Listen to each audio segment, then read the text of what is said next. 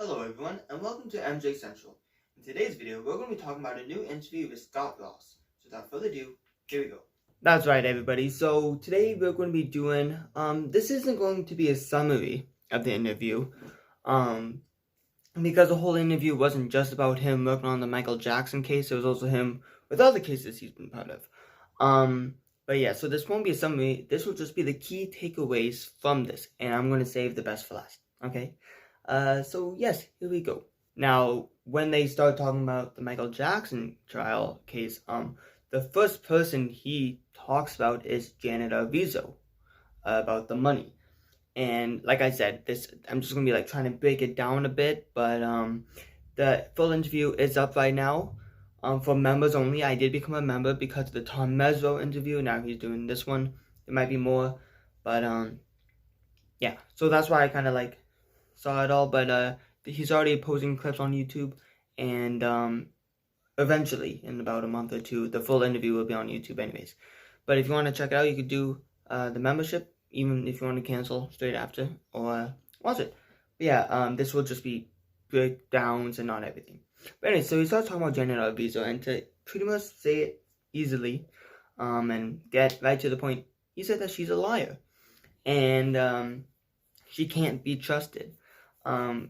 With the Michael Jackson case, with the trial, they were talking about the J.C. Penney, when she was saying how she was bruised and her shirt was torn, but in the pictures, it was like a nicely buttoned-up shirt.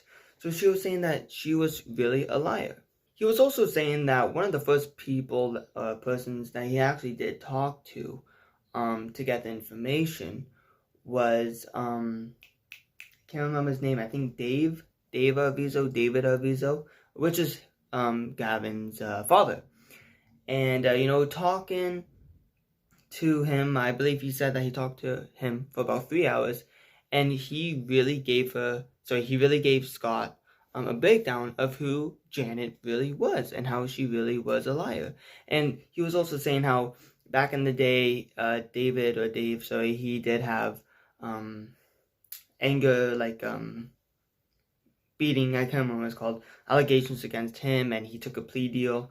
But Scott says he thinks truly it's just because of for the kids, and he says that he wasn't violent. That's it. He says that he wasn't really a violent person. So all of this coming from Janet, and he was also saying, how she also failed to mention about all the welfare, and obviously that caught up later on. But so he pretty much broke down for Janet Arvizo, saying that she was just a liar and that she cannot be trusted. Now, continuing with the Michael Jackson trial, they went on to the topic of Wade Robson, and he was saying how Wade Robson was obviously the first witness for the defense, and how it was a really strong witness. And he says he doesn't believe Wade because Tom Mesro, he has said that Wade was, interviewed for countless hours, but the person who did interview was Scott Ross, and Scott Ross is kind of upset about it because he was really good friends with Wade's brother, and obviously the relationship isn't really the best because Wade's brother is obviously trying to defend Michael. Trying to defend Wade. He should be defending Michael, but trying to defend Wade and stuff. And one of the first things he did say was maybe a year ago, a couple months ago, he did an interview saying that in Leaving Neverland, Wade said that he got a subpoena.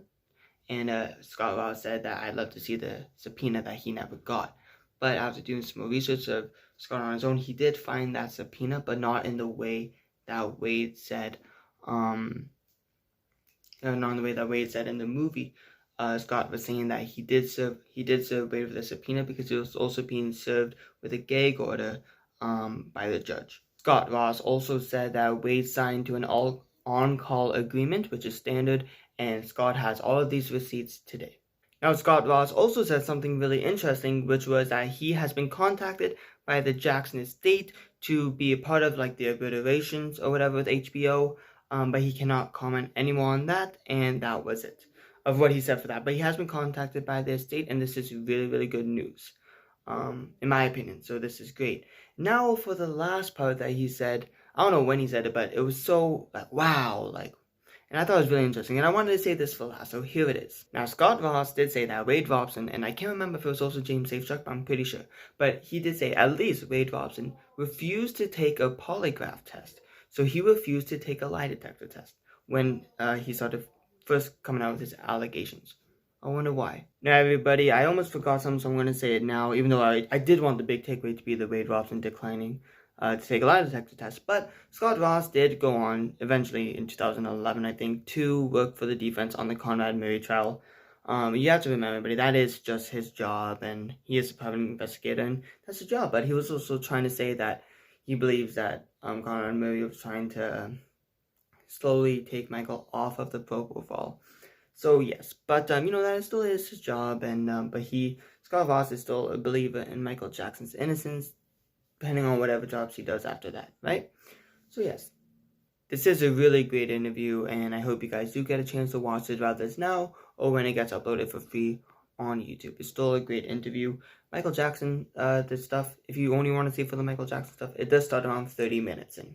Alright everybody, that is it for this video. Let me know in the comments below, what did you think about this interview and Scott Ross? I personally believe he's a great man for defending Michael after all these years. It's really, really great to hear. Let me know what you think about Wade Robson declining to take that polygraph test. Alright everybody, if you'd like to see more of me, you can check me out on our main channel, Jamal TV. Alright everybody, that's it, and I'll see you all later.